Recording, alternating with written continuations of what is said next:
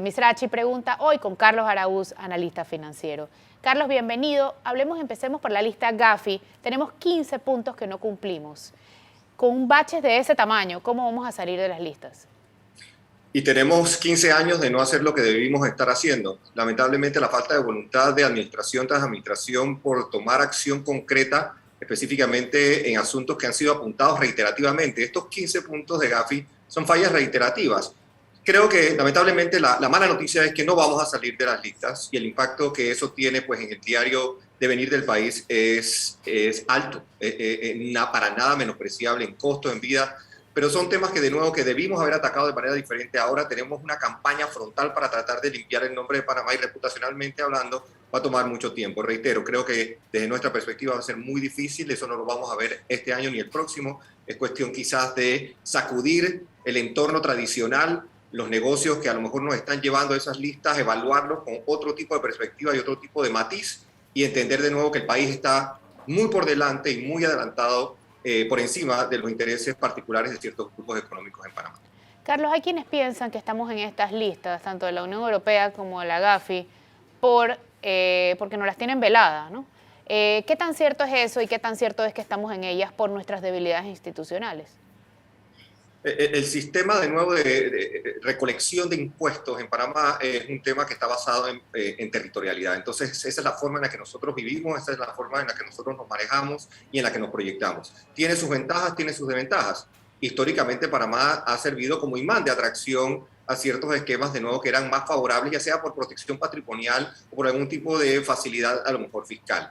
No hay tal cosa como una intención de atacar a Panamá desde nuestra perspectiva. Han atacado a lo mejor el modelo, pero también está el componente de no hacer suficiente para cambiar, para transformar sensatamente un sistema que tiene sus deficiencias y sus falacias. El mundo ha cambiado, el mundo ha reconocido que hay tradiciones que ya no van de la mano con el bienestar, no solo del mundo, sino también de la localidad. Similar a lo mejor a lo que pasó con los videoclubes. Llegó un momento en que nosotros dejamos de ir a videoclubes porque el mundo cambió y la tecnología nos rebasó. De cierta medida, la opacidad, la oscuridad con la que nos estamos manejando en muchas áreas está afectándonos de manera pues trascendental. Es esta una oportunidad, lo veo como una oportunidad. Panama Papers, Pandora Papers, con los papers que quieran llamarle, es una oportunidad para realmente aterrizar y que las voluntades tanto económicas como políticas, porque esto es un tema también muy político que va de la mano obviamente de lo económico, sea entonces esta la ventana para transformar y remodelar modelos tradicionales que ya no funcionan en la cotidianidad del mundo. Los Pandora Papers, ¿qué se hizo mal y qué los diferencia de los Panama Papers? La intervención de nuevo del ejercicio periodístico agresivo, yo creo que hay que aplaudirla y lo vemos en Panamá todos los días. Creo que si no fuera por esfuerzos de esa agresividad o de ese deseo inquisitivo por averiguar, pues en Panamá no nos hubiéramos enterado de muchas cosas que han pasado en los últimos 20 años. Por otro lado está el tema, pues el respeto a la privacidad y a la relación abogado-cliente, que si te pones a ver, pues no hay gran diferencia entre lo que pasó entre Panama Papers y Pandora Papers. Sin embargo, ahora hay un acuerpamiento, pareciera, con conciencia país, donde los gremios, el Colegio Nacional de Abogados se han pronunciado de manera mucho más estoica y mucho más fuerte y reconocida a nivel internacional. El gobierno o el Estado trató de anticipar incluso un posible problema.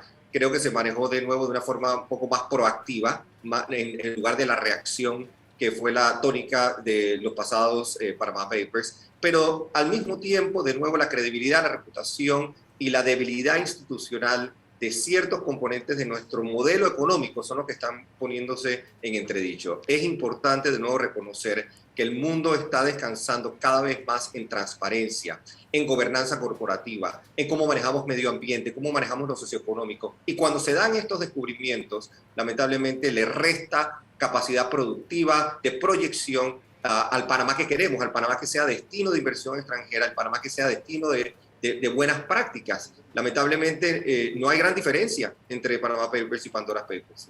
Más allá de los actores, más allá de la inquisición que se ha hecho, el país sigue siendo de nuevo vulnerable y es cuestión de hacer, es cuestión yo creo que de restarnos en comparación con Delaware o restarnos en comparación con Luxemburgo y ser más el Panamá mirando hacia adelante, mirando hacia el frente con más transparencia y menos Carlos, opacidad. ¿la mala reputación podría afectar el centro bancario?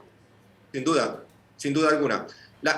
El componente de confianza y de credibilidad que ya está mancillado a nivel institucional en Panamá, cuando se dan estas manifestaciones internacionales, sufre sobremanera. La inversión extranjera se asusta, porque lamentablemente va con la connotación de la administración de justicia. Si no sentimos que hay consecuencias, si la llamada impunidad que nos está pues ahogando reiterativamente, se traslada definitivamente a la cosa financiera y a la cosa económica. Esos van de la mano, son inexorablemente atados. Entonces, lo que anticipamos de nuevo es este bache en el que el gobierno tiene que ser proactivo, el sector privado también, y de nuevo proyectarnos con otro tipo de espíritu para entonces garantizar confianza. La credibilidad es lo que está en riesgo, y cuando no hay confianza, lamentablemente la fuga de capitales y de depósitos es cuestión de inmediatez y con consecuencia inevitable ante la falta de nuevo de acciones que puedan transformarse en algo más de tranquilidad. El capital se asusta y se asusta rápido. Entonces también esta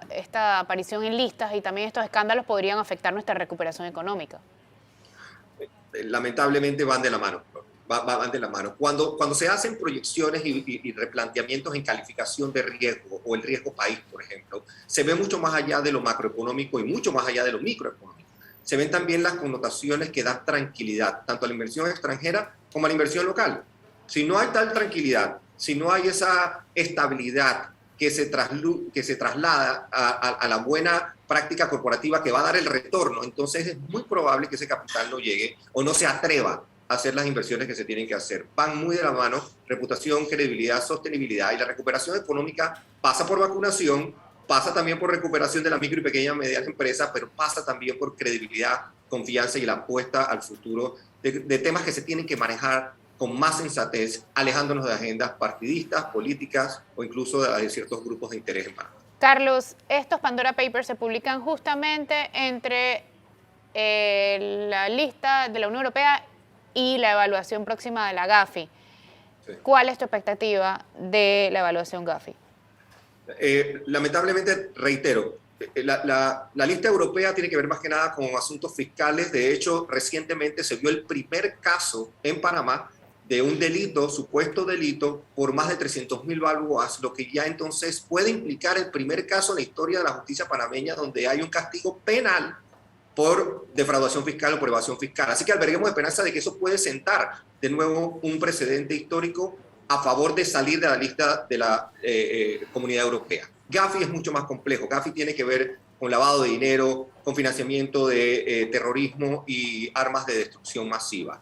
Esos son 15 puntos que si yo estuviese en la silla pues, del Ministerio de Economía y Finanzas o cercano a un asesor presidencial, dejaría al lado por mucho cualquier otra iniciativa que no fuera esta y tratar de que en los próximos 6 meses o en anticipación de futuras visitas pudiésemos resolverlos o por lo menos estar encaminados a soluciones concretas. Eso sumaría enormemente. Las visitas no van a provocar los resultados positivos que esperábamos. Será otro examen a lo mejor reprobado y un examen que va a tener entonces consecuencias y connotaciones por los próximos meses que son vitales para la recuperación del país. Vamos a un cambio, Carlos, ya volvemos, no se vayan, esto es Flor Misrachi pregunta hoy con el analista financiero Carlos Araúz.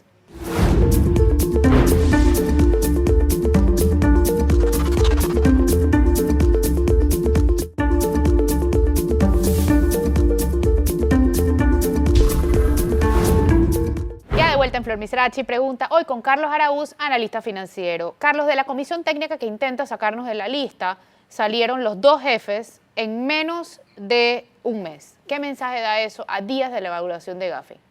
El mensaje es concreto, es claro, es alto. Es uno de frustración, es uno de lamentablemente desencanto con las acciones que se vienen tomando y ante la frustración inevitable, ante la credibilidad de ellos como profesionales, como personas reconocidas pues, en Panamá y en la región, pues es mejor distanciarse ante un posible descalabro en materia de las acciones que se vienen tomando. Siento nuevamente que mando un mensaje duro, concreto, ante las futuras conversaciones y negociaciones con Gafi.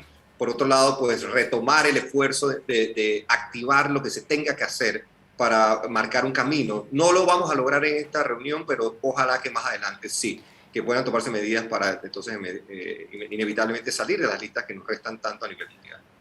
¿Cuánto apoyo tienen los técnicos, el trabajo técnico por parte de los políticos que toman las decisiones? Siento de nuevo que los políticos pueden tener todo el apoyo y toda la retroalimentación pertinente de un tecnócrata, pero en la medida que no escuchen, que no asimilen, que no se dejen guiar, o por lo menos utilizar el insumo para tomar las mejores decisiones, va a ser un esfuerzo que está destinado a fracasar. Lamentablemente el componente técnico es altísimo, es importantísimo escucharlo, asimilarlo, digerirlo y poder entrarlo entonces en una mesa también de diálogo y que haya contraste y que haya disputa para entonces que los intereses prevalezcan. Pero reitero, pareciera de nuevo con algunas posiciones o con alguna inacción que es manifiesta pues en muchas administraciones, no solo en esta, que el componente técnico y la severidad de la falta de voluntad pues no se asimila, no se digiere y no se hace nada al respecto. ¿Cómo afecta, Carlos, a un panameño de a pie que estemos en listas discriminatorias? ¿Cuáles son las consecuencias para un panameño de a pie? Sobremanera y en múltiples aspectos, principalmente en la rueda del crédito, por ejemplo, el banquero, que es fundamental en el replanteamiento económico del país, se asusta. Inevitablemente ante estas listas no hay acceso a lo mejor a crédito internacional cuando se hacen los esfuerzos por presentar Panamá como un destino sano, como un destino que está abierto a hacer las cosas bien, pues lamentablemente no cala. Y es un mensaje que se traslada entonces a la falta de creación de empleo y muy importante el componente de inversión extranjera directa. Panamá necesita de 5.000 a 6.000 millones de dólares de inversión extranjera directa y esa es quizás la que más se asusta ante la inclusión en estas listas. De nuevo, establecer nuevas relaciones con corresponsales a través de la banca también impide tener acceso a más crédito internacional, más económico y por ende las tasas de interés en los bancos locales van a ser más altas en la medida que sigamos en estas listas. Así que nos golpea por muchos flancos, por muchos flancos. Carlos, la moratoria culminó, la flexibilización culminó hace una semana. ¿Qué cambió del 30 de septiembre al 1 de octubre? Aparte de la intervención estatal, pues muy poco, fue un cambio de fecha nada más. Aquí tenemos que apostar enteramente a la relación que existe entre banquero y cliente. El consumidor tiene una situación muy particular, que seguramente no le reactivaron sus contratos laborales, seguramente no está generando el ingreso que generaba antes. Así que el banco tiene que ubicarse en esa posición humana y de empatía plena y franca para poder encontrar soluciones rápidas. El negocio del banco no está en quedarse con casas, motos, bicicletas u otros activos. Ese no es el negocio del banco. El negocio del banco es tratar de llevar adelante entonces la recuperación de ese capital más intereses, que es el negocio de intermediación bancaria tradicional, y que se encuentre la manera entonces de que haya más clientes, más negocio y entonces retomar la rueda del crédito. Siento de nuevo que ahora es cuando realmente se va a ver la verdadera voluntad de los banqueros para lograr soluciones. ¿Y cuál debe ser el rol de la superintendencia bancaria y cuál es en este momento? O sea, ¿qué falta? De la superintendencia de bancos, en dos aspectos yo creo que pudiese mejorarse. Uno, entender que el crédito es fundamental en la vida del micro, del pequeño, del mediano empresario y del consumidor en general. Entonces, las reservas técnicas tienen que ser de una otra forma relajadas o tratadas desde otra perspectiva, no con Basilea 3 ni Basilea 4 en mente. Tiene que ser un poco más relajado, por lo menos interinamente, para que se reanime el crédito. De lo contrario, vamos a seguir estancados en crecimiento. Y por otro lado, también pues velar porque los bancos hagan y cumplan pues los acuerdos que se han venido acercando y llegando los últimos 6 meses, en lo que hubo pues un alivio financiero importante y en lo que hubo también acuerdos que tienen que ser regulados. Es importante que el ente regulador sea veedor también de esa relación y que sea categóricamente artífice de confianza y credibilidad en el sector bancario. Carlos, Panamá lleva 3 años sin crecer en préstamos. Seguimos en 54.000 millones desde hace 3 años. ¿Cómo se soluciona eso?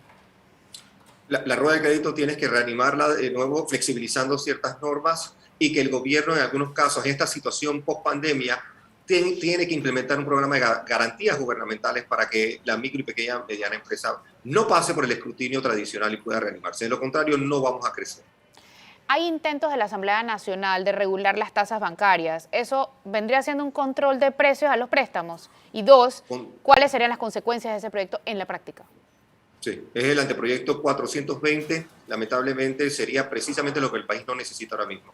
El control de precios crea todo tipo de distorsiones y aberraciones. Una de ellas inmediata va a ser la restricción del crédito. Las personas que usualmente tenían acceso a crédito no lo van a tener, especialmente los que están más abajo en la pirámide de consumidores. El otro componente es que algunos productos van a ser limitados a personas que tienen la capacidad económica de acceder, por ejemplo, tarjetas de crédito. Y finalmente la usurería se va a ver multiplicada. El costo real de hacer negocios, de tener acceso a dinero para poder cumplir el sueño o la expectativa de crecimiento de un pequeño, mediano empresario, se va a disparar categóricamente. Es el peor momento posible para esta discusión. Ojalá que prevalezcan cabezas frías y técnicas nuevamente y que nos distanciemos de una ley que a la postre va a crear más desempleo y quizás hasta un golpe en la clase más popular del país, que es precisamente lo que no se quiere. Necesitamos una proyección hacia el empleo, eso queda claro. ¿Se está haciendo todo lo posible para llegar a los números que teníamos antes de la pandemia? No lo veo así, no lo veo así. La reactivación de nuevo pasa por la inyección económica real, el dinero que tiene que entrar en las micro, pequeñas y medianas empresas. Lamentablemente eso no ha sucedido, no va a pasar, pareciera, ante la ausencia pues, de planes concretos que se den seguimiento en la ejecución y con un seguimiento también por la parte de indicadores. No hay indicadores financieros que garanticen eso. Entonces, lamentablemente, el desempleo va a seguir, va a ser rampante, va a ser doloroso. Yo no veo cómo antes de 6 a 8 años podamos retomar el sendero ese de crecimiento, de crear nuevamente los 45.000 empleos que necesita Panamá todos los años, o más de eso para poder recuperarnos. 6 a 8 años.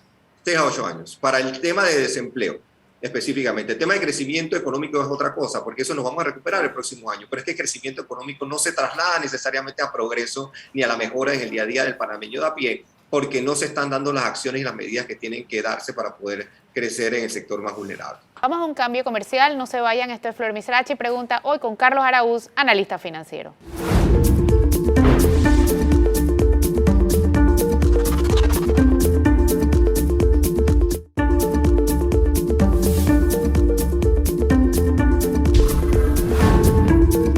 Vuelta en Flor Misrachi Pregunta, hoy con Carlos Araúz, analista financiero. Carlos, en el bloque anterior hablábamos sobre la empleomanía y cuánto tiempo nos va a tomar recuperarnos. ¿De qué tamaño es el bache que deja en la empleomanía que todavía tengamos las escuelas cerradas? Lamentablemente es nefasto lo que está ocurriendo a nivel de educación. Panamá históricamente viene reflejando pues, índices muy bajos de productividad, de capacidad de mano de obra, de esa que se necesita para poder generar mejores empleos, y no solo mejores empleos, sino también mejor remunerados. Y la educación en este particular momento está creando una situación de que por 2 años niños y adolescentes, jóvenes que están deseosos de capacidades para poder encarar otro tipo de desafíos, lamentablemente enfrentan el peor de los momentos, uno que tomará años, quizás décadas recuperarse. Creo que no estamos midiendo la magnitud, la severidad de tener nuestras escuelas cerradas, universidades, pues no tanto con algo de presencialidad, pero apostar hoy de nuevo a la reactivación de la educación lo más prontamente posible con un esquema presencial o semipresencial es garantía de que vamos a tratar de tener a personas mejor preparadas para poder encarar precisamente desafíos y la empleomanía que eventualmente se necesita. Si no tienes a personas y a los jóvenes principalmente pues deseosos por aprender, vamos a seguir creando ese espacio doloroso donde las personas que no estudian ni trabajan, los famosos ninis, van a seguir creciendo. Y cuando llega a ese bacho de 19 a 32 años de personas desempleadas, tienes un país entregado a la poca productividad y al decrecimiento económico. Carlos, diálogo del Seguro Social es clave, pero no parece ser prioritario. ¿Qué expectativas tienes si de antemano se estableció que no se van a poder tocar las medidas paramétricas? Es que por ahí empezó el dilema, lamentablemente.